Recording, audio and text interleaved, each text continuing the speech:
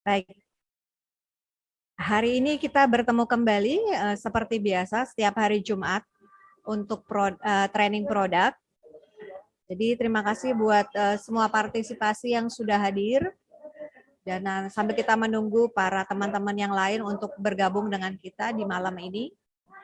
Jadi hari ini kita akan bertemu dengan narasumber yang sangat luar biasa. Nanti kita akan dibantu oleh Dr. Wijaya Hayahya, di mana hari ini beliau akan menyampaikan satu tema, yaitu mengenal berbagai kelompok penyebab penyakit. Oke, saya tidak akan berlama-lama. Saya akan serahkan waktu dan tempatnya hari ini ke Dr. Wijaya. Saya persilakan. Silakan Dr. Wijaya. Oke, terima kasih Sis Monica. Selamat malam teman-teman semua, rekan-rekan pemerhati kesehatan. Ya. Saya banyak mendapatkan pertanyaan tuh mengenai berbagai penyakit, ya. Label diagnosis A sampai Z itu bisa tidak diterapi dengan terahertz. Nah, untuk memudahkannya, jadi malam ini kita akan belajar mengenal pengelompokan macam-macam penyebab penyakitnya. Ya, jadi apapun label diagnosisnya, biasanya penyebabnya itu bisa dibagi ke dalam 7 kelompok besar. Ya. Jadi malam ini kita akan bahas itu satu persatu. Saya sharingkan. Ya.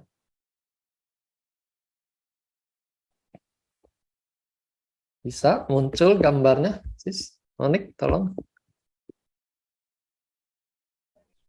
Kelihatan dong. Muncul. Muncul ya? Muncul. Oke. Jadi ini 7 kelompok penyebab penyakit. Bukan 7 penyakit, tapi penyebab penyakit. Nah, kita akan sedikit pengantar mengenai definisi sehat dan sakit, baru kita masuk ke dalam ke-7 kelompok itu, dan kita mau coba menempatkan peranan terahertz itu cocok untuk kelompok yang mana. Ya. Dan kita juga mau memprediksikan seberapa bagus hasilnya kalau kita intervensi dengan terapi terahertz ini. Oke. Nah, ini definisi sehat dari WHO.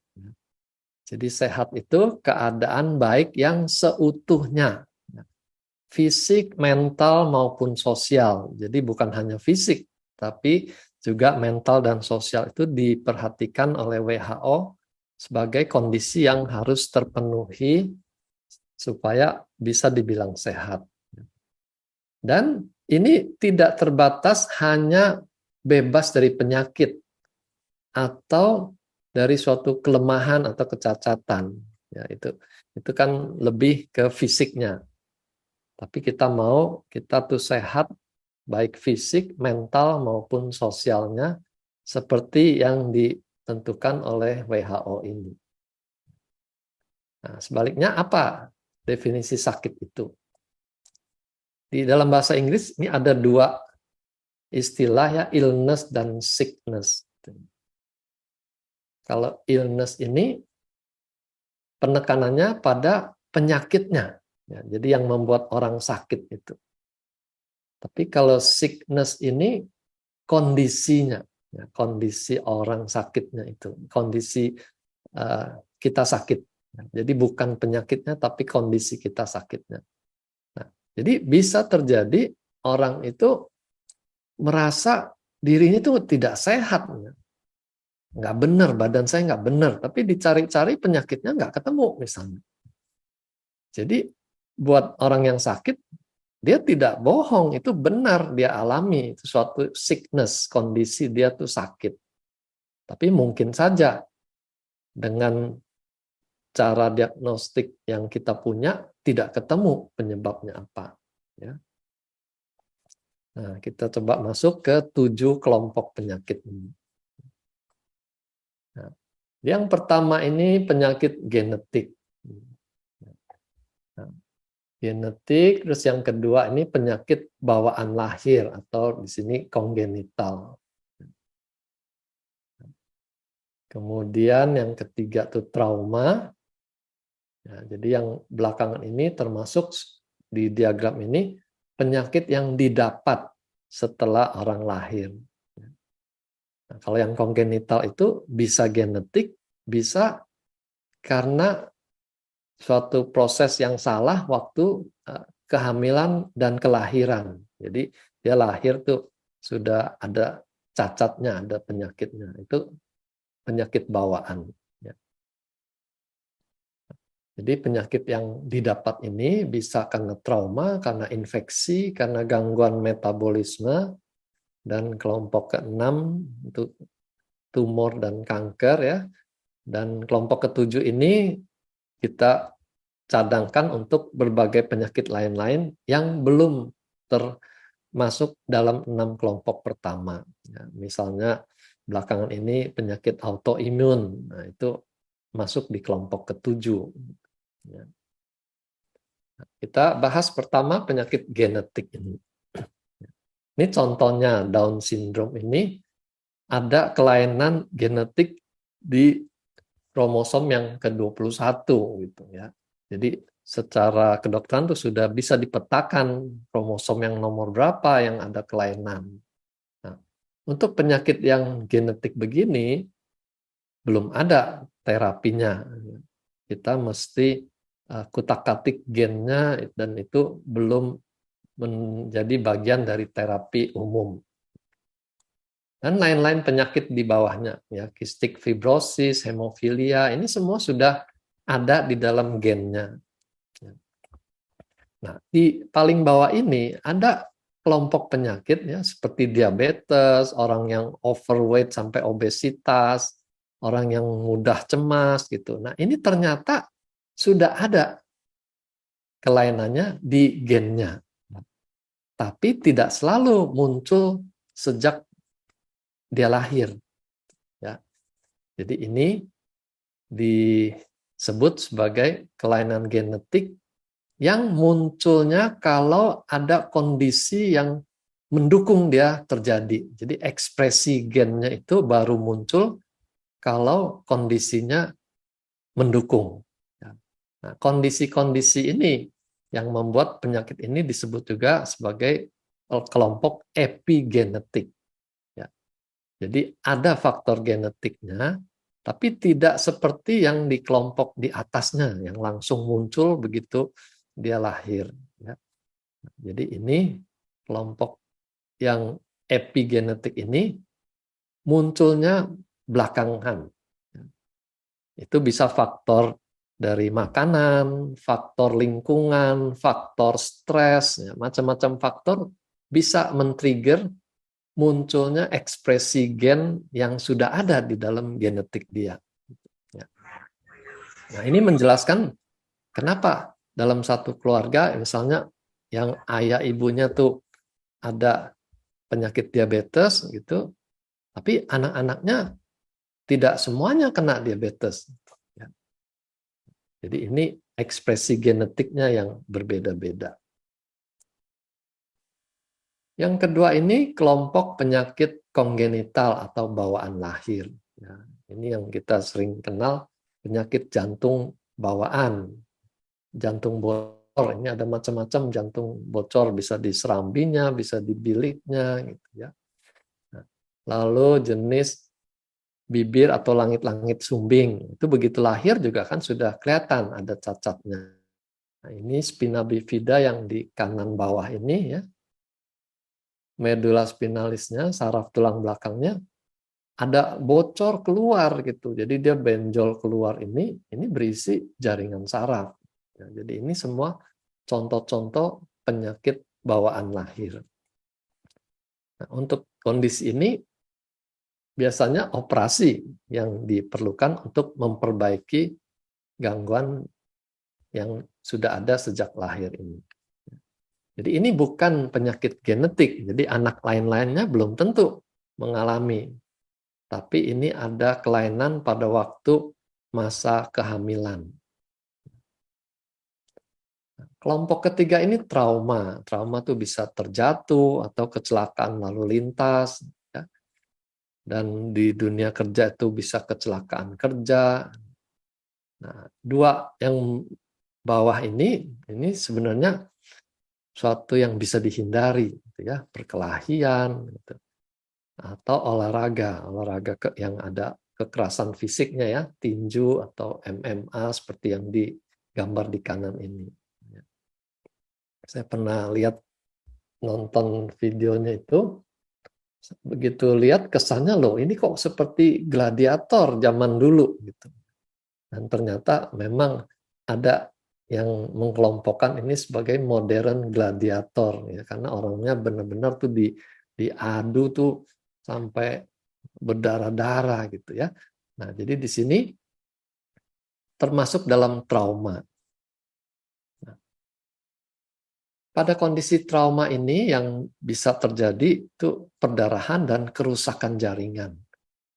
Jadi di sini hati-hati kalau kita mau blow pada orang yang trauma. Karena ada kemungkinan terjadi perdarahan di dalam.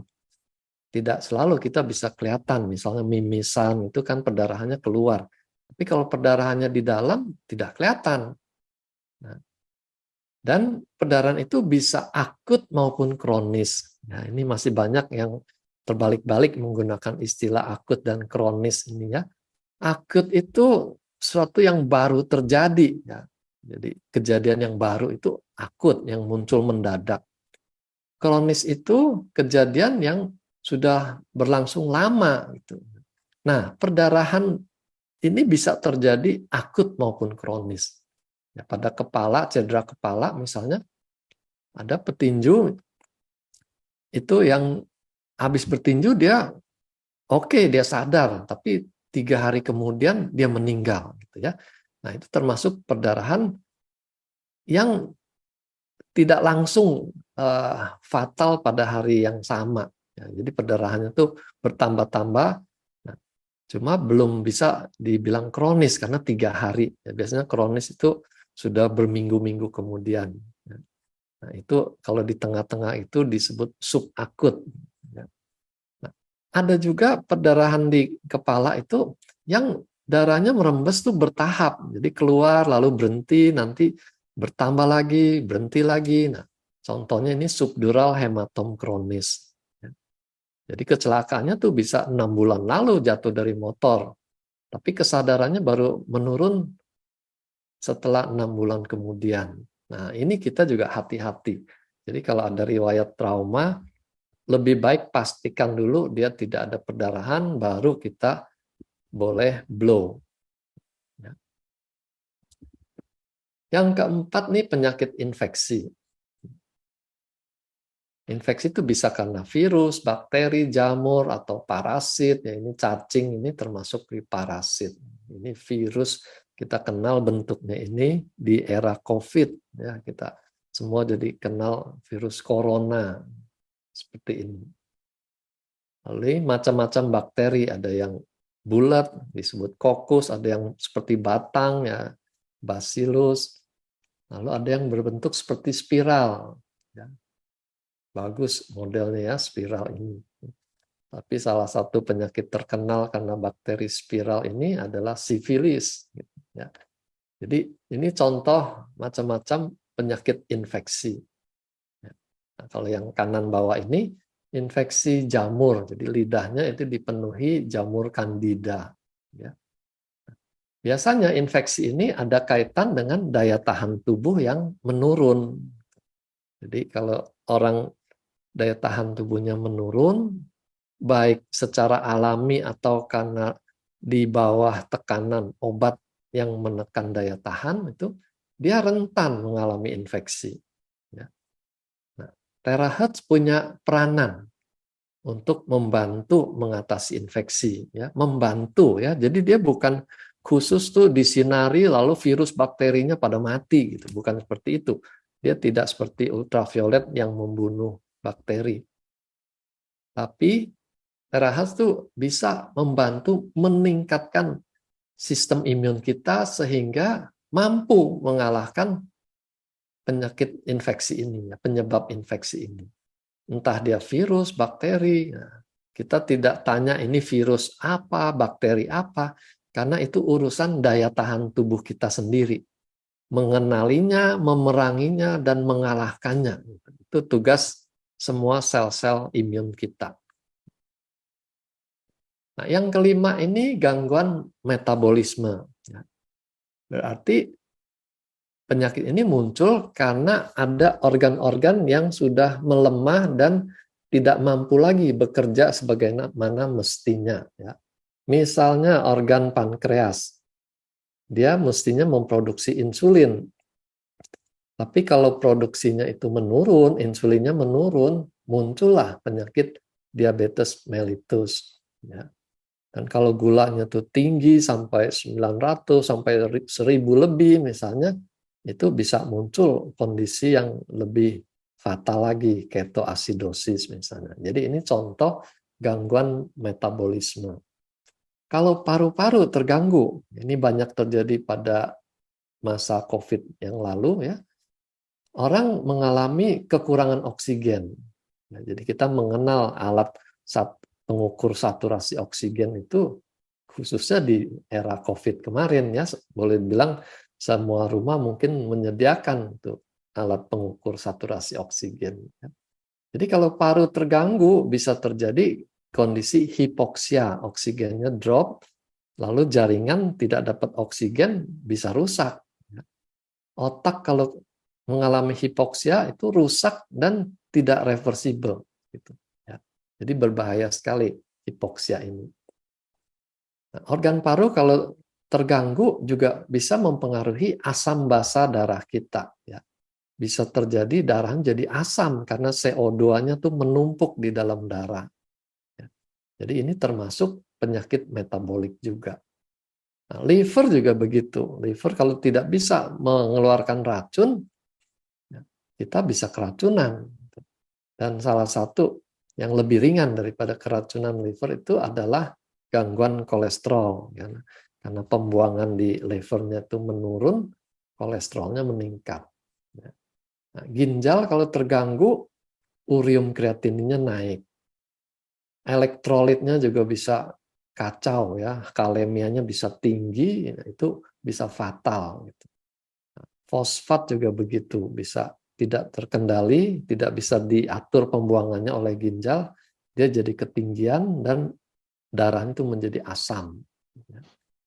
Nah, kalau tiroid itu bisa hiper atau hipotiroid. Kalau dia terlalu aktif, kita sebut hipertiroid. Ini kompornya menjadi besar di dalam badan kita, bawaannya lapar terus, tapi tidak bisa gemuk, malah tambah kurus. Gitu. Nah, itu contoh hipertiroid. Sebaliknya, kalau jaringan tiroidnya itu menjadi turun kerjanya, kinerjanya menurun, disebut hipotiroid.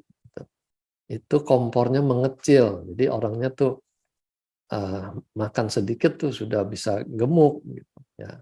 Orangnya dingin bawaannya, semua metabolisme juga jadi turun. Jadi setiap organ itu punya peranan yang penting. Dan dia menyumbangkan penyakit metabolik ini. Ya.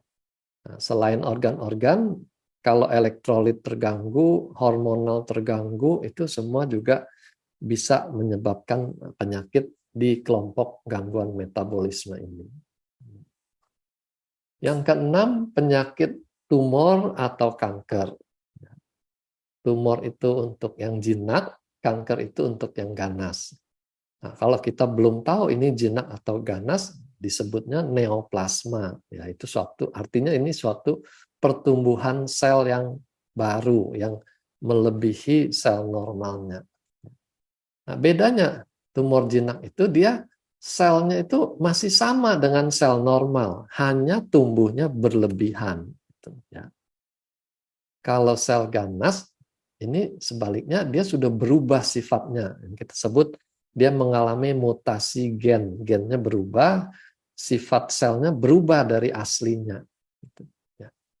Nah, jadi kalau kita lakukan terapi terahertz, terhadap kanker, responnya lebih bagus. Ya, jadi kalau kita lihat hasil penelitian itu, mereka berikan bintang yang lebih tinggi itu untuk kondisi kanker, bukan untuk kondisi tumor, gitu ya. Karena tumor itu selnya masih sama dengan sel normal. Nah, kalau dia selnya berubah dengan terahertz, dia mengalami reaksi yang berbeda. Nah, dia lebih kepanasan, ya, sehingga ada kemungkinan dia tuh bisa lebih rusak, ya, dibandingkan sel-sel normal yang tidak apa-apa kena terahertz. Gitu, ya. Jadi ini kelompok ke-6. Nah, ke-7 ini penyakit lain-lain. Ya. Termasuk di sini autoimun, epilepsi, penyakit degeneratif, gitu ya, atau penyakit yang baru muncul, baru dikenal. Ya. Jadi dokter coba cocokkan semua gejala, semua tanda, nggak ada yang cocok. Gitu. Nah, ini dikelompokkan penyakit yang tidak diketahui penyebabnya, atau lebih tepat tuh belum diketahui. Istilahnya keren kalau di diagnosis itu causa ignota, ya. Itu bahasa Latin yang artinya penyebabnya saya tidak tahu. Penyebabnya tidak diketahui.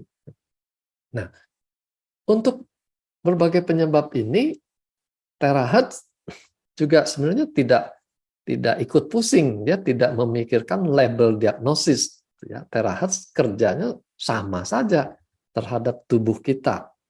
Untuk sel yang sehat dia kuatkan, untuk sel yang lemah dia kuatkan, yang sehat tuh dia jaga, ya.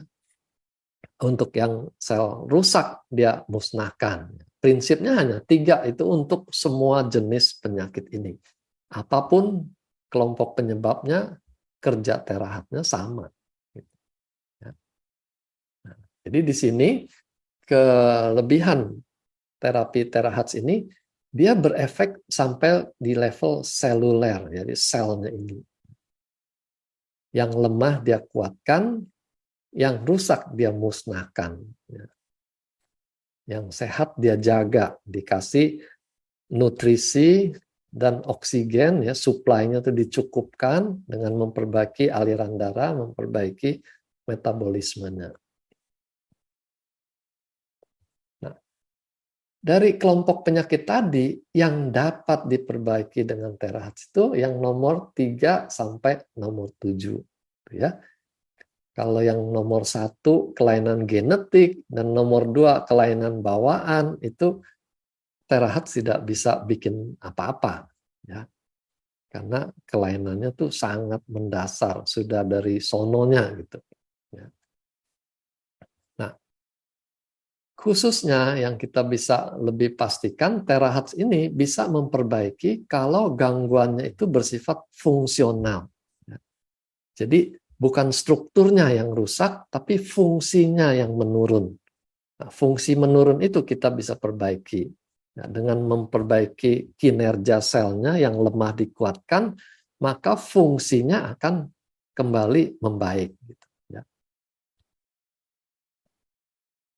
Kelompok penyakit yang tidak dapat diperbaiki itu yang 1 dan 2, ya, genetik dan bawaan ini. Nah, kalau kita lihat kesamaannya, ini merupakan kelainan struktural. Ya, jadi terahertz tidak bisa memperbaiki struktur gen yang berbeda, nggak bisa. Struktur dari bibir misalnya yang sumbing itu struktural, kita center tidak bisa. Yang struktur itu menjadi rapi lagi, ya. Jadi itu penyakit struktural. Nah, contoh lain orang dengan hidung bengkok, ya, septum deviasi, ya, miring ke kanan misalnya, sehingga hidung kanan tuh selalu buntu misalnya. Tidak bisa kita terahertz lalu septumnya menjadi lurus, menjadi bagus, tuh nggak bisa. Kaki juga kalau dia sudah menjadi huruf O atau menjadi X, walaupun kita berikan terahertz paling panas, paling lama juga tidak bisa meluruskan kakinya. Ya. Tulang belakang yang bengkok juga sama. Kita tidak bisa bikin lurus. Batu juga termasuk suatu yang struktural. Ya, batu ginjal, batu empedu itu sinar terahertz atau gelombang terahertz itu tidak seperti gelombang bunyi yang dilakukan di rumah sakit tuh yang bisa membuat getaran dan batunya pecah gitu, nggak bisa. Terahertz itu tidak bekerja sebagai pemecah batu. Gitu ya. Jadi ini termasuk struktural. Hernia juga begitu. Hernia itu ada lubang sehingga ususnya itu menerobos keluar dari lubang itu. Ya. Nah, terahertz kan tidak bisa disinar lalu lubangnya menutup gitu, nggak bisa. Ya. Jadi itu contoh kelainan yang berupa struktur. Yang kedua itu gangguan mekanik. Ya. Jadi misalnya hidrosefalus itu ada penyempitan saluran cairan di dalam kepala turun ke bawah itu jadi macet ya, karena ada penyempitan. Penyempitan itu misalnya karena ada perdarahan, lalu darahnya itu bikin lengket salurannya dan jadi tidak lancar alirannya. Nah, itu kita sebut kelainan mekanik. Lalu glaukoma sudut sempit juga begitu ya. Tekanan dalam bola mata menjadi makin tinggi karena produksi cairan di bola mata tidak bisa mengalir keluar dengan leluasa, dengan lancar. Jadi ini masuk kelompok gangguan mekanik. Nah, struktur istilah kedokterannya struktur itu perlengketan yang sering terjadi kalau orang habis mengalami peradangan atau mengalami operasi. Ya, sehabis dioperasi itu jaringannya saling lengket satu sama lain misalnya. Nah, itu juga masuk gangguan mekanik. Tidak bisa kita blow lalu dia terurai dengan rapi lagi itu tidak bisa. Ya. Oke. Nah, di dunia ini tidak ada yang mutlak tuh hitam putih gitu ya. Ada yang namanya gray area. Ya. Jadi ada juga kelompok penyakit yang kita patut upayakan ya, dengan terahertz. Mudah-mudahan dia ada efeknya gitu ya. Jadi kita jangan hitam putih nggak bisa lalu nggak diapa-apakan gitu ya. Jadi ini kelompok yang kita coba upayakan dulu bisa atau tidak. Misalnya gagal ginjal kronis. Gagal ginjal tuh sering ginjalnya tuh menyusut. Jadi ukurannya jadi lebih kecil karena banyak sel-sel yang rusak. Jadi itu termasuk struktural. Ya, tadi dikatakan kalau struktural kita tidak bisa perbaiki. Gitu, ya. Tapi jangan lupa ginjal itu kan juga mempunyai fungsionalnya. Gitu, ya. Jadi dari struktur yang tidak bisa diperbaiki, ada struktur yang sedang mengalami ancaman kerusakan. Gitu. Ya. Kalau dia tambah rusak, fungsi ginjalnya tambah turun. Nah, inilah yang kita coba kejar. Yang setengah sakit, setengah sehat ini kita coba perbaiki dengan terahertz itu supaya dia jangan jadi rusak. Ya. Jadi gagal ginjal kronis ini kita minimal kita bisa pertahankan dia jangan tambah rusak. Gitu. Lalu penyakit lain misalnya demensia gitu ya. Di kedokteran juga demensia tidak ada obatnya. Ya, prestasinya baru sampai menahan lajunya kepikunan jangan terlalu cepat. Ya. Nah ini juga kita jangan putus asa, oh demensia udah dah angkat tangan dah gitu. Tapi kita upayakan karena kita mau sel-sel yang masih bisa berfungsi dia bisa ambil alih fungsi sel yang sudah tidak berfungsi tadi yang sudah rusak itu.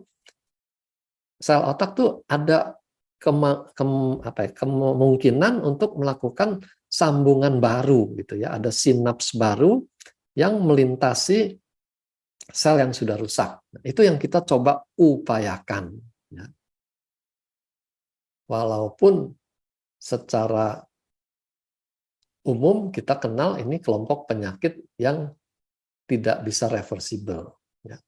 Seperti anemia aplastik, pabrik sumsum tulangnya itu tidak bisa memproduksi sel darah merah. Gitu ya.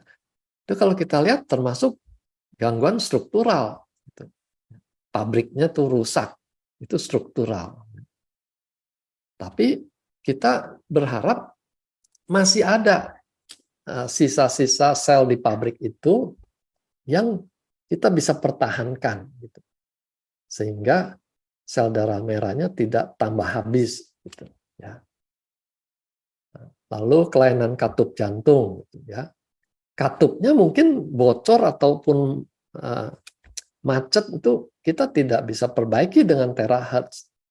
Tapi otot jantungnya kan masih bisa dipertahankan, diperkuat tuh masih bisa, gitu ya. Jadi ini kelompok penyakit-penyakit yang kita tetap berikan terahertz walaupun sebagian kita tahu tidak bisa pulih, ya. Nah, orang pasca stroke itu, wah ini pasca stroke-nya sudah 10 tahun misalnya. Kalau di neurologi itu di atas 1,5 tahun itu sudah diperhitungkan tidak bisa maju lagi, ya. Ini sudah 10 tahun gitu. Jadi kalau secara struktural apalagi yang mau diharapkan gitu. Tapi kita tetap patut upayakan sejauh mana dia bisa ambil alih fungsi yang rusak itu, kita patut coba sampai mentok gitu ya. Bisa naik seberapa kita harus upayakan. Lalu penyakit autoimun gitu. Autoimun kan penyakit yang kompleks. Kita tidak tahu ini masalahnya di mana. Ini mau blow-nya di mana, orang penyebabnya tidak jelas di mana. Organ mana yang jadi biang kerok kan tidak tahu pada autoimun itu. Ya. Tapi kita wajib berikan. Kenapa? Karena autoimun mengganggu semua organ. Gitu ya. Dan kita perlu menguatkan organ-organ itu supaya jangan tambah lemah. Ya, jadi walaupun kita tidak bisa menghandle autoimunnya secara langsung, tapi kita masih bisa memperbaiki organ-organ dari kerusakan yang tambah parah. Ya. Jadi apapun kondisinya, kita punya target yang sama, meningkatkan sel-sel yang masih sehat. Lalu kita jaga keseimbangan organ-organ ini, jangan tambah anjlok ya, jangan tambah jomblang gitu ya. Gimana yang lemah ini kita kuatkan supaya dia lebih stabil gitu ya. Homeostasis ini kita upayakan meningkat. Sehingga otomatis di badan kita tuh bisa terjaga lebih baik. Dan yang ketiga yang paling kita harapkan itu adalah stem cells ya. Jadi kita blow tulang belakang, kita blow tulang-tulang panjang itu dengan harapan stem cell-nya diproduksi lebih banyak. Kalau stem cell-nya bisa diproduksi lebih banyak dan dia bisa pergi ke organ yang rusak, maka ada kemungkinan organ yang sudah rusak pun muncul sel-sel yang baru, gitu ya. Nah, inilah alasan kenapa kita tetap mengupayakan terapi dengan terahertz ini, walaupun kondisinya itu termasuk yang susah untuk dipulihkan, gitu ya. Kecuali kelompok 1 dan 2 tadi, itu memang kita tidak bisa diobati dengan cara apapun, tidak bisa, gitu ya. Yang nomor 2 bisa dengan operasi. Nah, ini contoh kasus yang kompleks. Ini bisa dilihat di YouTube, salah satu live streaming yang internasional ya. Jadi pasiennya ini, kliennya Jenny ya. Di sini diceritakan. Nah, nanti cari yang episode ke-33 ya. Jadi pada kasus ini pasien itu mengalami kanker tiroid. Ya. Dioperasi, diradiasi, lalu kita tahu muncul efek samping dari radiasi. Ya. Habis mengalami kanker ini muncul alergi yang parah. Bahkan penyakit yang jarang juga terjadi pada dirinya. Kena stroke gara-gara ada penyakit moya-moya ini. Jadi arterinya tuh jadi bermasalah. sampai dia perlu bypass arteri di otak. Ya. Kita biasanya kenal bypass di jantung. Pada pasien ini bypass di otak. Masih ditambah lagi banyak penyakit lain, termasuk penyakit sakit kepala setiap hari, gitu ya. Sakit kepala mungkin tidak membahayakan, tapi kalau tiap hari sakit kepala kan tidak ada lagi kenikmatan hidup, gitu ya. Jadi dari begitu banyak penyakit yang dialami oleh Bu Jenny ini, satu persatu tuh mengalami perbaikan. Nah di sini dia terima pengobatan secara medis ditambah dengan terahertz. Ini ada peserta, ya, terima kasih. Ya. Jadi ini contoh bahwa penyakit yang sekompleks apapun, kalau kita bisa bantu sel tubuh kita itu menjadi lebih sehat, sistem keseimbangannya dia bisa perbaiki lagi, penyakitnya bisa pergi lagi gitu ya. Jadi memang mestinya penyakit yang datang belakangan itu bisa pergi gitu. Kecuali penyakit yang memang sudah ada dari sononya. Jadi di sini singkat kata ya, terahat itu dapat memperbaiki gangguan fungsional. Kalau sel-selnya kurang energi, ya, aliran darah tidak lancar, dengan terahertz itu langsung dia perbaiki. Energinya jadi meningkat, suhunya meningkat, aliran darahnya juga lebih lancar. Dan ini bisa terjadi sampai di level selnya. Jadi kalau selnya membaik, jaringan membaik, organ membaik. Organ kalau membaik, sistem relasi antar organ juga membaik. Maka tubuh kita akan menjadi lebih sehat. Gitu ya. Tapi untuk penyakit genetik dan bawaan lahir, di mana melibatkan kerusakan struktural, itu kita tidak bisa berbuat banyak. Ya. Hasilnya tidak optimal. Kita hanya bisa menjaga jangan sampai organ-organ yang lain ikut jadi sakit. Gitu. Nah, kalau kondisi itu membutuhkan regenerasi sel dalam jumlah banyak, misalnya tadi penyakitnya sudah macam-macam, orangnya sudah lemah sekali gitu, kita masih tetap punya harapan kalau stem selnya ini bisa diaktifkan. Ya, jadi ini harapan yang cukup besar dengan menggunakan terahertz. Tapi jangan berpikir ini terjadi dalam waktu singkat. Produksi stem cell aja perlu waktu, lalu renovasi organ itu oleh stem cell itu juga perlu waktu. Ya. Tidak ada perbaikan dalam sehari, seminggu. Gitu. Ya. Nah, karena itu kita perlu telaten dan sabar. Ya. Jadi jangan cepat putus asa, nggak ada reaksinya, ini saya dibohongin gitu. Jangan gitu ya. Banyak kerusakan, perlu lebih banyak waktu. Dan satu hal yang saya sering temukan tuh, kita kurang mensyukuri kemajuan yang ada. Ya. Orang tuh hanya melihat target yang di ujung, kok belum bisa jalan gitu ya. Padahal nafsu makannya membaik, dia sudah bisa tidur dengan lebih nyenyak, dia bisa komunikasi tidak marah-marah, misalnya. Itu kemajuan yang harus disyukuri. Jangan melulu ini kapan bisa larinya gitu.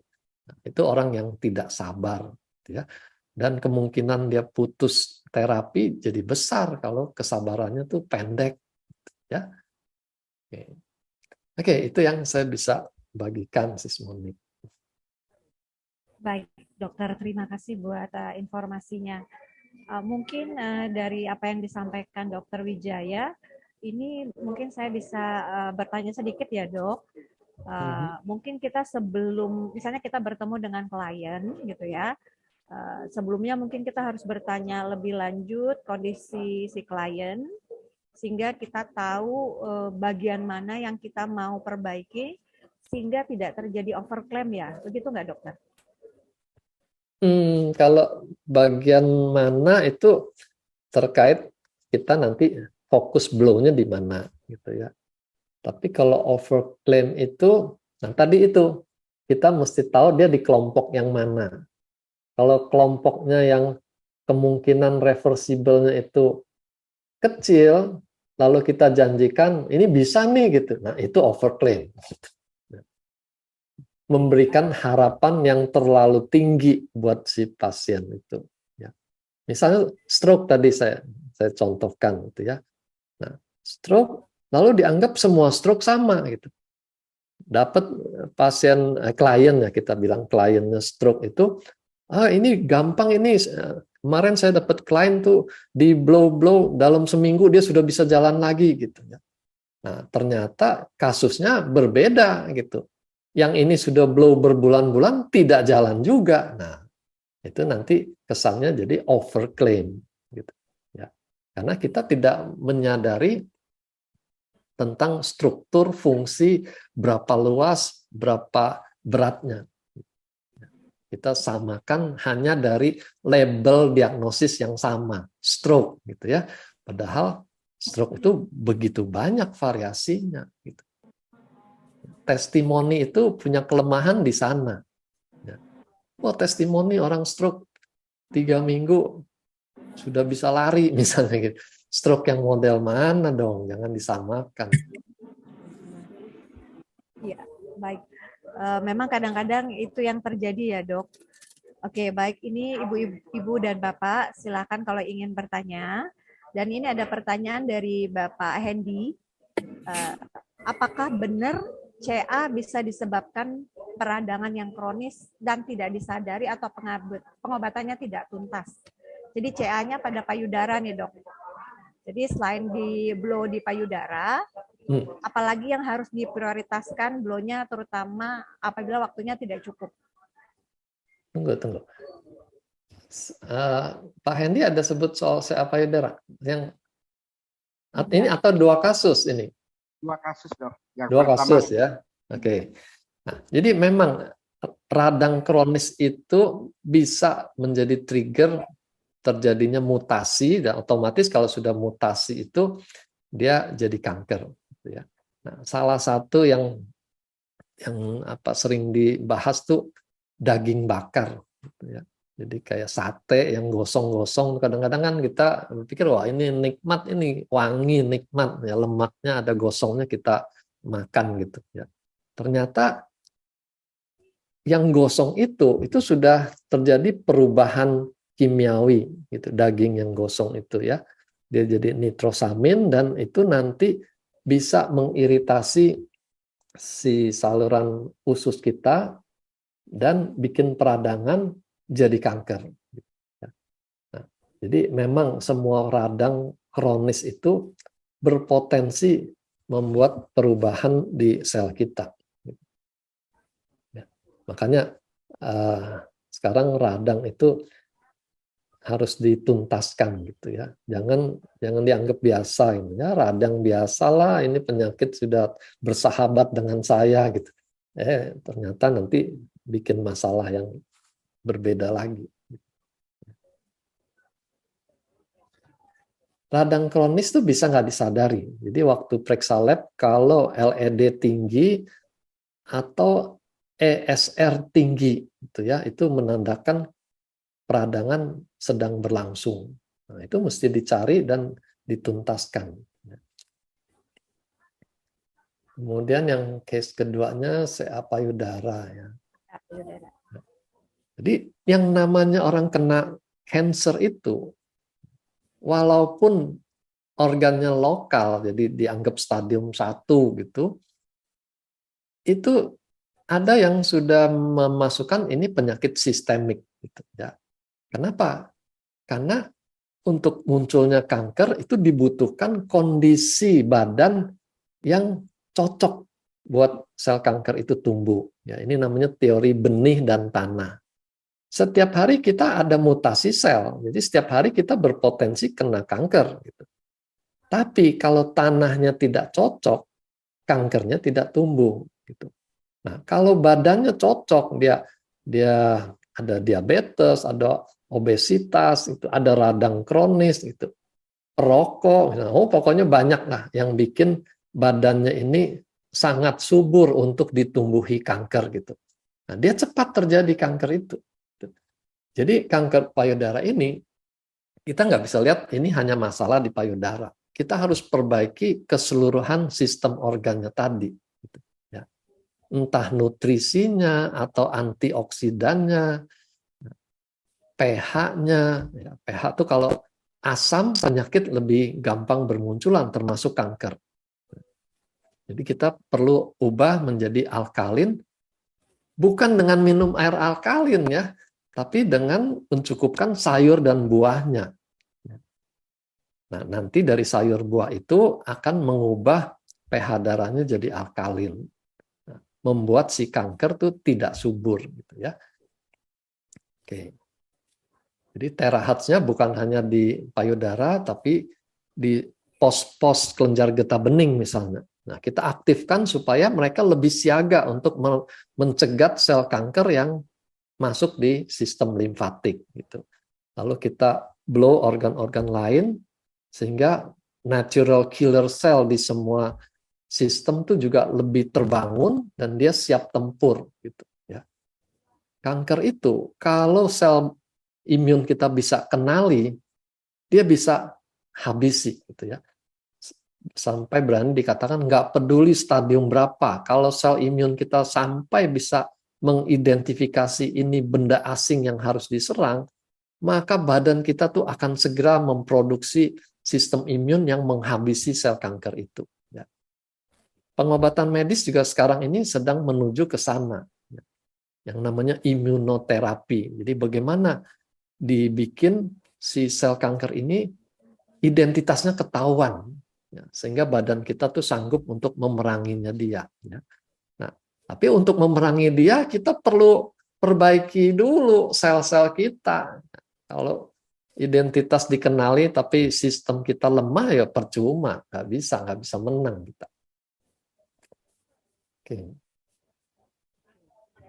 Berarti selain menuju ke sasaran sakitnya, sebenarnya tubuhnya dulu yang perlu diperbaikin ya dok? Iya betul, tubuh kita ini satu kesatuan holistik. Kita nggak bisa bilang itu hanya jempolnya yang sakit. Coba jempolnya kejatuhan benda gitu ya. Apa nggak kepala ikut sakit? Atau orang sakit gigi gitu ya, nggak bisa tidur semalaman kan? Itu tubuh kita itu satu kesatuan seperti itu contoh. Dok, ini untuk pertanyaan berikutnya dari Bapak Om Yok. Jadi ini berdasarkan tadi cerita dokter mengenai stroke. Jadi sebenarnya langkah awal apa yang perlu kita tanyakan kepada klien kita sebelum kita melakukan satu terapi, dok? Ya, bagus sekali pertanyaannya ya. Yang paling utama itu pastikan ini stroke tersumbat atau berdarah. Ya, karena di dalam neurologi dua hal ini tidak boleh kecolongan. Karena prinsip pengobatannya itu berlawanan, bukan berbeda, berlawanan. Ya. Yang tersumbat itu harus dilancarkan darahnya. Makanya dikasih obat pengencer darah. Ya.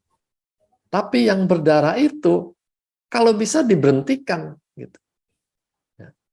Jangan tambah lancar, nanti darahnya tambah banyak merembes keluar. Gitu. Nah, terahertz kita ini itu bisa melancarkan darah.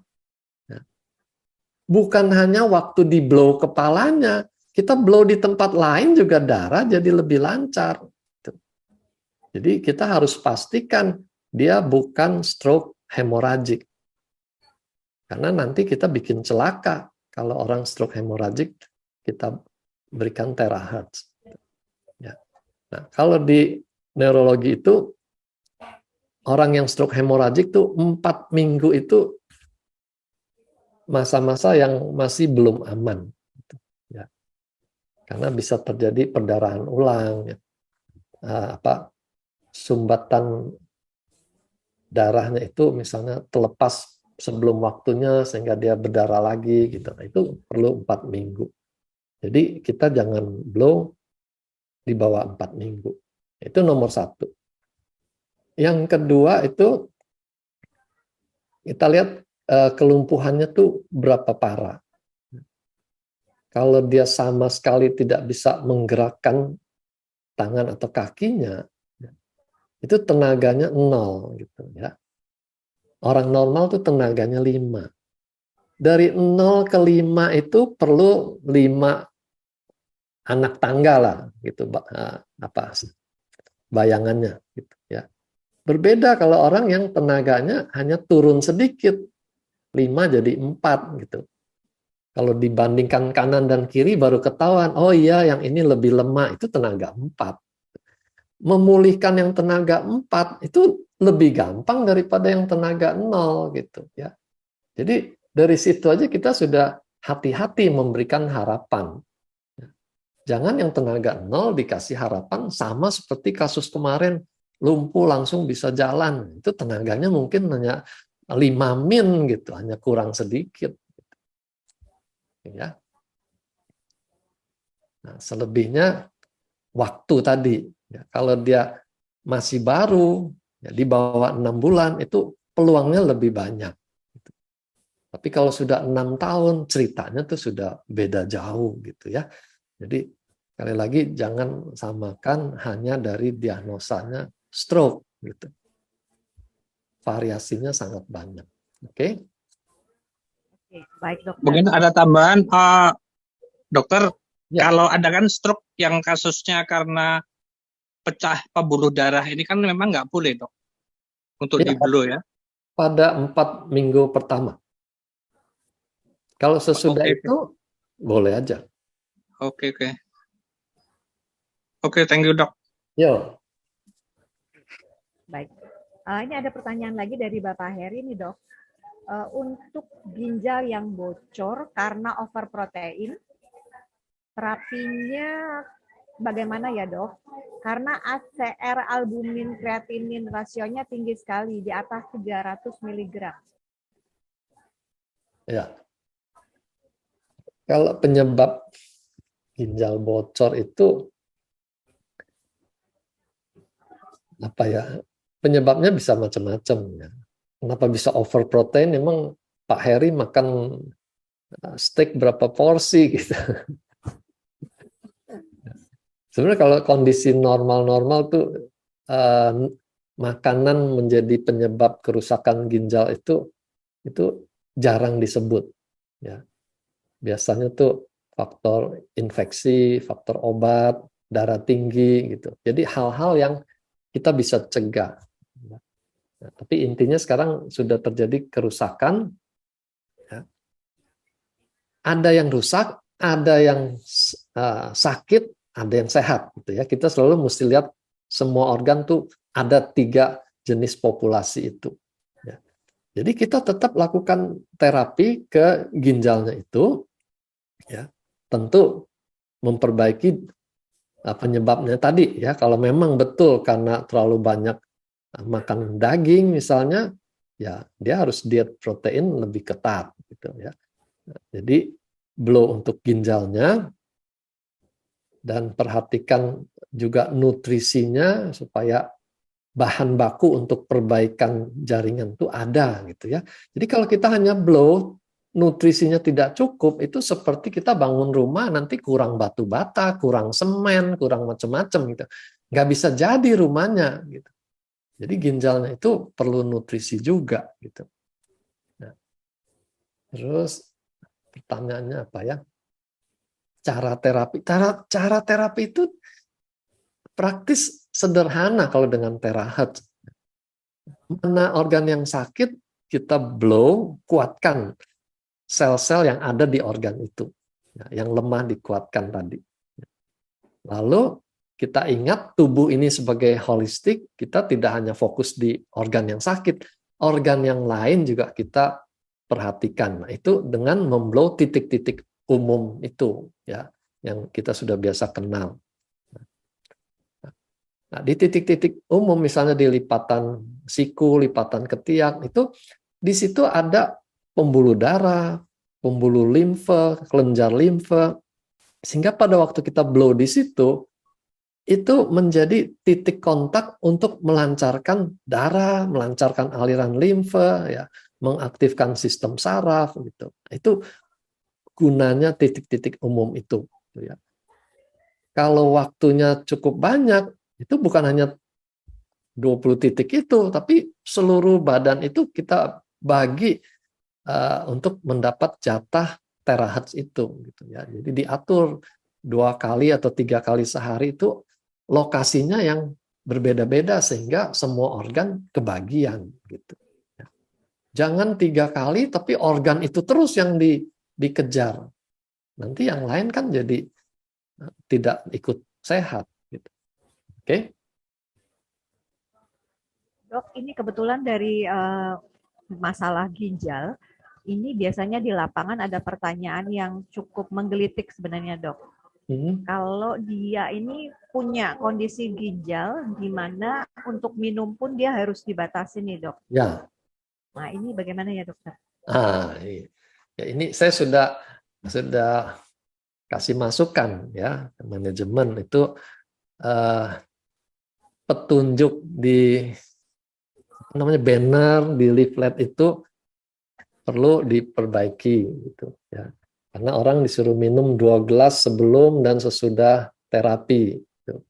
Dan kita tahu kita tuh kadang-kadang nurut total, nggak pikir panjang gitu ya. Padahal ini kasus orang sakit ginjal yang minumnya dibatasi. Jadi ini patut semua leader tuh ingat baik-baik. Kalau orang sakit ginjal dibatasi minumnya, ya ikuti pembatasannya itu. Kalau hanya dibatasi 700 cc, 700 ketinggian, 200 cc sehari misalnya, ya itu jatahnya dia gitu. Nggak mungkin kita suruh dia minum 1 gelas sebelum dan sesudah terapi gitu ya. Jadi nggak bisa mengikuti petunjuk umum tadi. Ya. Nah, jadi tidak minum pun karena memang belum waktunya dia minum misalnya, ya, nggak apa-apa di blow gitu. Ya, minum sebisanya dengan catatan kurangi nanti minum di jam yang lain kalau mau minum di sekitar terapi itu. Ya. Dan air yang di blow itu menguntungkan buat pasien ginjal itu. Karena dengan jumlah air yang dibatasi, kalau sudah di blow, itu airnya bisa meresap lebih banyak ke jaringan. Ya. Jadi kemungkinan dia dehidrasi itu lebih kecil kalau airnya di blow. Itu Sismoni. Oke, baik dokter. Dokter, ini ada pertanyaan dari Ibu Debi.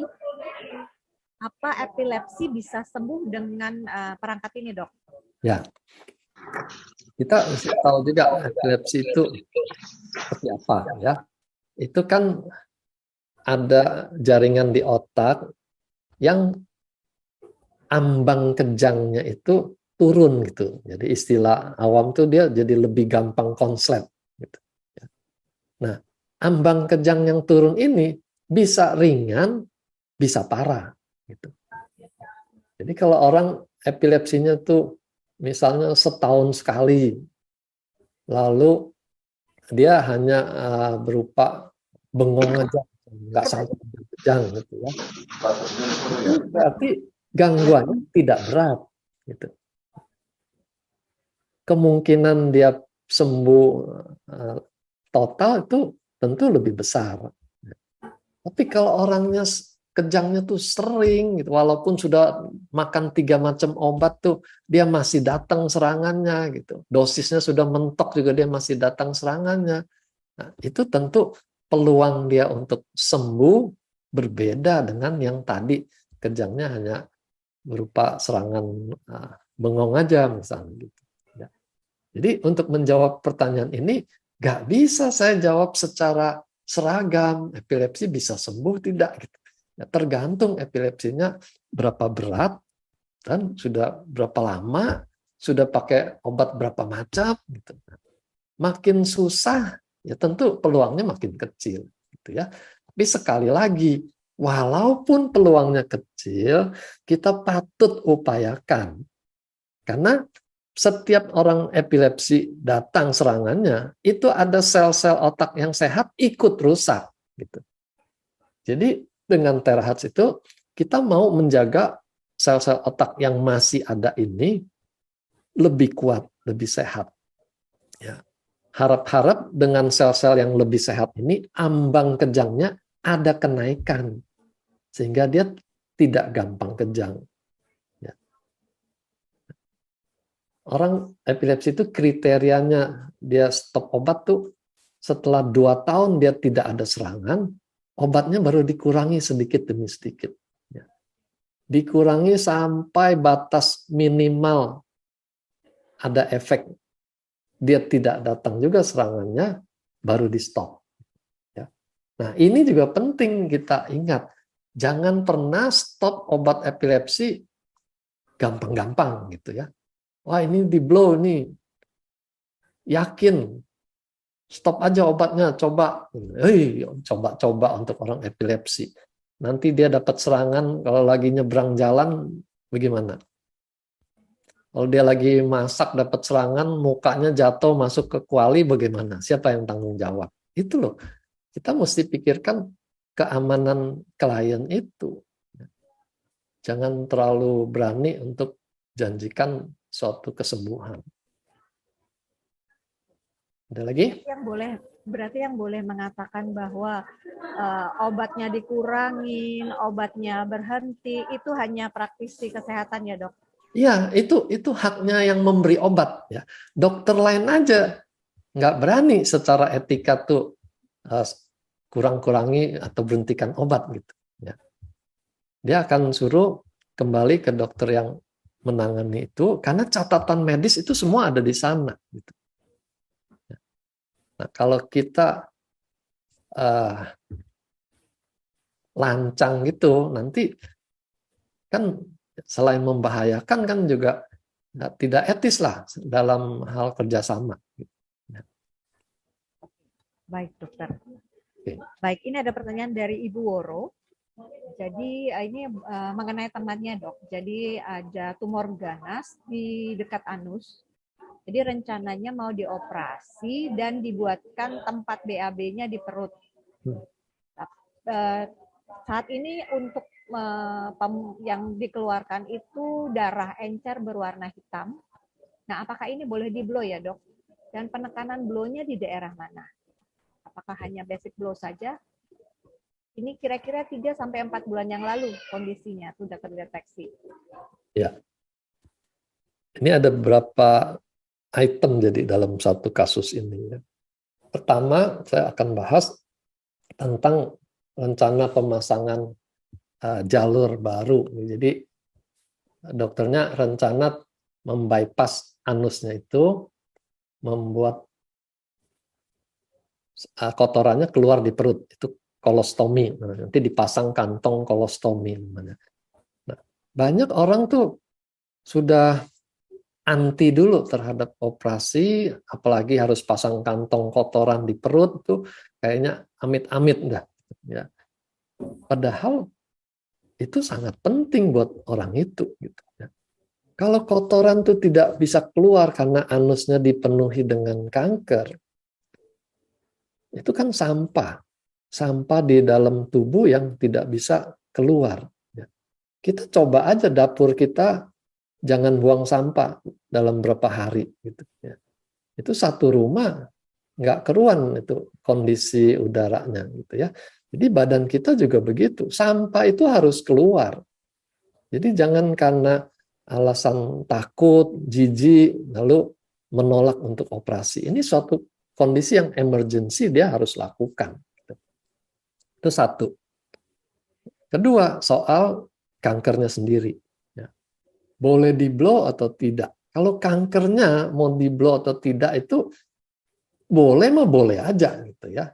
Nah, tinggal jangan janjikan ini masih mengecil, nanti tenang aja gitu. Jangan pernah, karena kita nggak tahu apa yang bisa terjadi. Ya. Syukur-syukurlah kalau memang sel kankernya itu bisa dimusnahkan dengan bantuan terahertz ya, dan sistem imun itu bisa digalakan untuk menyerang sel kanker itu, ya tentu kita syukuri ya. Tapi kalau tidak, nah bagaimana? Ya, jadi jangan sampai kita disalahkan karena terlalu banyak janji yang diberikan. Terus kedua, dalam kasus ini ada perdarahan.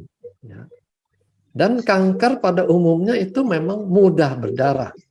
Karena pembuluh darah dia tuh rapuh gitu ya. Jadi ini juga perlu diperhitungkan. Kalau kita kasih terahertz, darahnya lancar, nanti dia perdarahannya lebih banyak. Efeknya HB-nya akan turun. HB turun, dia stamina-nya turun gitu. Sementara untuk melawan kanker dia butuh stamina yang tinggi gitu ya. Jadi ini kan suatu risk and benefit yang kita harus hitung baik-baik gitu. Nggak bisa juga kita ambil challenge. Ya. Udah blow aja dulu, nanti kita lihat reaksinya bagaimana. Gitu. Itu namanya kita tidak mengantisipasi apa yang bisa terjadi. Gitu. Ya. Jadi perdarahan. Kalau dia di anus, perdarahannya masih bisa kelihatan, darahnya keluar, kita stop. Gitu. Oh ini darahnya kok tambah banyak, kita stop terapinya. Gitu. Tapi kalau kankernya di dalam perut misalnya, dia kalau berdarah, darahnya masuk ke dalam perut. Nggak ada yang tahu, nggak ada yang kelihatan. Kita blow terus. Yang kelihatan tuh waktu dia tambah pucat. Gitu. Wah ini kok baru periksa HB loh. Kok HB-nya turun banyak? Gitu. Perdarahannya di dalam. Gitu.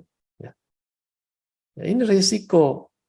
Jadi memang testimoni kanker bisa sembuh itu sangat memberikan harapan. Gitu. Tapi jangan lupa, jangan sampai harapan yang berlebihan ini mengalahkan perhitungan risiko tadi. Nah, ini yang saya minta lebih bijaksana saja di dalam pelayanan.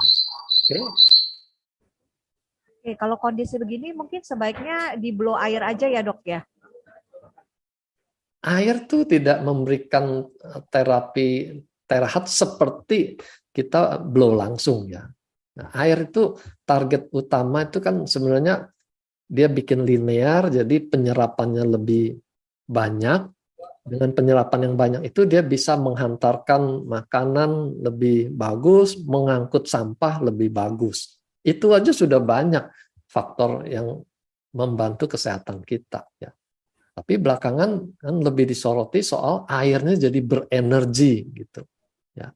Sehingga air yang berenergi ini bisa menyembuhkan macam-macam penyakit. Nah ini lagi yang menjadi suatu overclaim yang baru ini nanti. Ya. Kita tidak jualan alat Aithera Care-nya, malah nanti jadi jualan air gitu. Ya. Nggak begitu ya. Jadi jangan disamakan air terahertz dengan blow terahertz langsung. Jadi pada kasus ini kita tetap bisa blow karena tadi kanker itu membutuhkan sistem imun yang kuat juga di sekeliling sel kankernya. Ya. Jadi kita bisa blow karena tadi perhitungannya kalaupun dia berdarah kelihatan darahnya keluar di kotorannya, kita berhenti. Ya. Asal kita ada perhitungan ke sana, mengantisipasi. Jadi kita bisa pesankan sama keluarganya, sama yang sakitnya itu. Kalau nanti darahnya kok jadi lebih encer, lebih banyak, berhenti. Gitu. Nah, kita bisa blow dari belakang, itu berarti kan ada jaringan lain yang menahan terahertz sehingga yang sampai ke anus juga tidak sebanyak kalau kita blow langsung dari bawah. Gitu. Oke. Atau minimal kita blow kelenjar getah bening yang ada di sekeliling anus tadi, sehingga mereka lebih siap untuk menahan kalau ada kanker yang bermetastasis lewat kelenjar getah bening. Baik, terima kasih dokter. Baik, ini ada pertanyaan dari Ibu Heni. Jadi teman Bu Heni ini divonis untuk kanker serviks dok, serviks carcinoma in situ. Ya. Nah, cara blow-nya gimana ya dok? Karena dia juga sering hipertensi. Ya. Karsinoma in situ itu berarti selnya itu masih sangat lokal di situ ya. Jadi belum kelihatan dia tuh membesar, belum kelihatan dia ada di tempat lain. Gitu ya. Begini, kalau secara medis, kanker, apa istilahnya ya, tahap 1, tahap 2 itu ya, itu sangat besar peluangnya untuk sembuh total. Ya. Dengan diangkat, dioperasi. Jadi sarangnya itu diangkat semua. Gitu. Sehingga dia tidak ada peluang untuk membesar, tidak ada peluang untuk menyebar. Ya. Nah, karena ini kanker karsinoma in situ, ini waktunya jadi sangat berharga untuk dilakukan tindakan. Kalau kita karena takut operasi, saya mau coba dulu dengan cara-cara lain misalnya gitu. Kita gambling gitu. Kalau cara ini berhasil, cara lain ini berhasil gitu. Kalau tidak, kita sudah buang waktu yang berharga. Gitu. Ya. Jadi kalau operasi itu peluangnya tinggi untuk menyembuhkan, saran saya ikuti aja. Gitu. Sesudah operasi kita blow untuk memperbaiki sistem keseluruhan itu. Ya, tadi kan sudah dikatakan, kanker di serviks, seluruh sistem itu sudah ada yang tidak bagus. Gitu. Nah, kita perbaiki untuk mencegah kankernya muncul di tempat lain. Gitu. Ya. Tapi kalau kita buang waktu, lalu nanti dia terlambat sampai harus pakai kemoterapi gitu ya, itu peluang sembuhnya itu sudah lebih kecil. Terus kedua, kemoterapi itu menambah kelemahan di sistem tubuh kita. Dia bisa bikin muncul kanker jenis lain di tempat lain gitu. Nah, itu kelemahannya. Jadi kemoterapi bagus untuk menghilangkan kanker di serviks misalnya. Tapi efek sampingnya memudahkan timbul kanker di tempat lain gitu. Jadi di situ kita jangan buang-buang waktu dah. Kalau memang masih ada peluang dengan operasi, lakukan aja. Oke. Oke, baik dokter. Baik, ini ada pertanyaan dari, saya tidak tahu Ibu atau Bapak Galaksi. Jadi untuk kasus batu empedu dan ada peradangan pada pencernaan atas, dok. Ini cara blow-nya di bagian mana ya, dokter? Ya, batu empedu memang bikin peradangan ya. Karena dia gesek-gesek, bikin luka. Lalu kalau ada bakteri lagi, serangan radang dia jadi infeksi. Gitu. Ya. Jadi blow-nya, tadi saya katakan blow dengan terahat tuh simple gitu. Di mana sakit ya di blow situ. Kita lihat di Google gambar anatomi empedu itu di daerah mana ya, fokus aja blow di daerah situ gitu. Ya.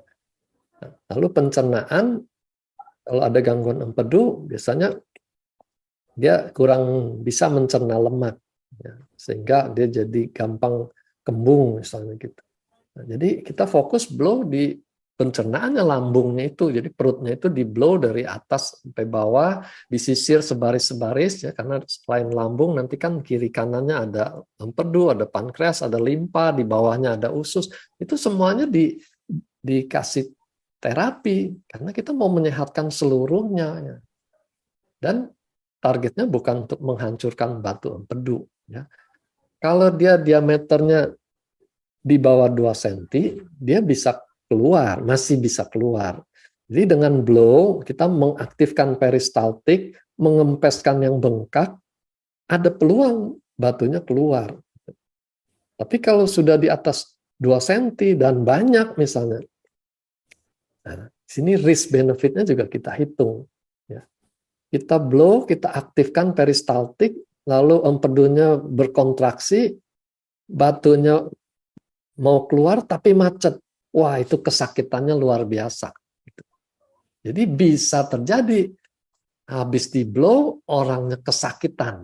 Nah, siap-siap dah gitu ya. Jadi tidak selalu tuh bayangannya yang bagus-bagus ya, di blow batunya tuh hilang gitu. Ini testimoni dari tempat lain gitu. Tidak selalu nasibnya sama. Oke. Baik dokter, ini pertanyaan terakhir dari Pak Bambang. nutrisi apa yang bagus untuk memperbaiki ginjal, Dok? Tidak ada yang khusus ya untuk ginjal itu, untuk organ, lalu nutrisinya lain lagi itu. Kita nggak sampai seperti itu gitu.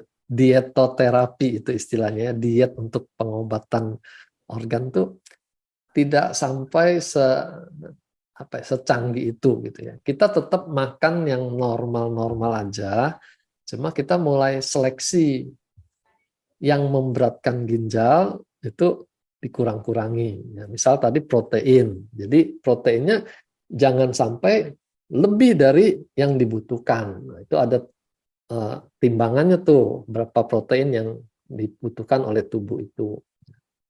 Lalu dari protein itu disarankan jangan banyak protein hewaninya, ya, karena protein hewan nanti akan menambah keasaman dari pH darah. Lalu fosfatnya juga lebih tinggi gitu. Nah, sehingga disarankan protein dari nabati. Nah, tapi protein nabati juga tidak dibilang aman. Kalau dia ambil dari kacang-kacangan, asam uratnya bisa naik. Sementara orang sakit ginjal kan asam uratnya juga sudah tinggi. Nah, di situ perlu konsultasi ke ahli gizi.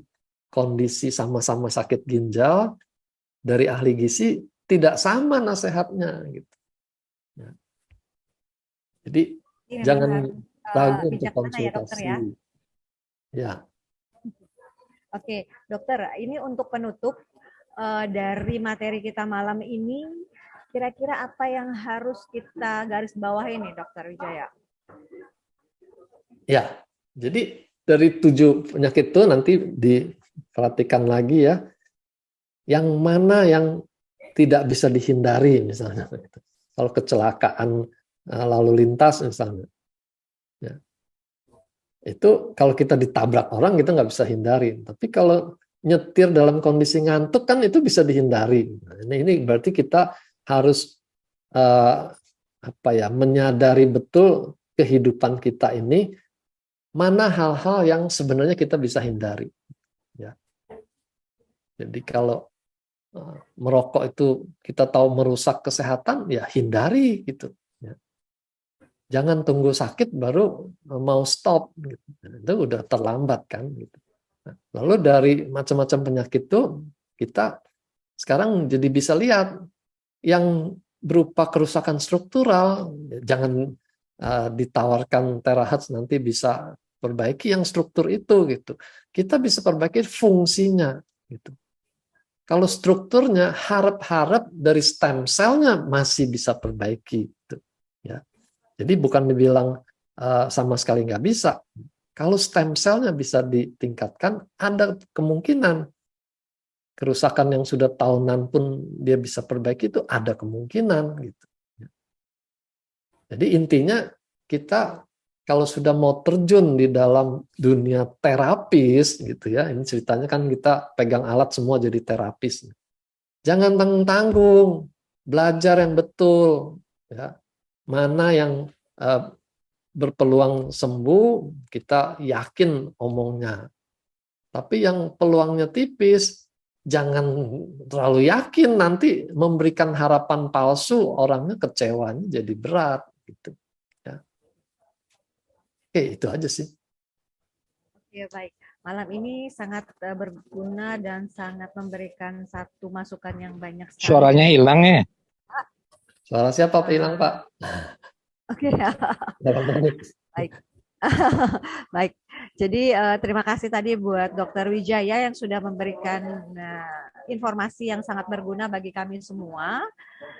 Jadi hari ini dengan narasumber Dr. Wijaya H. Yahya dengan tema mengenal berbagai kelompok penyebab penyakit sudah disampaikan pada kami semua. Terima kasih buat materi yang sangat berguna ini dan waktu dari Dr. Wijaya untuk kami semua dan juga untuk semua partisipan yang hadir dari awal hingga akhir dan masih tetap mendengarkan kita semua.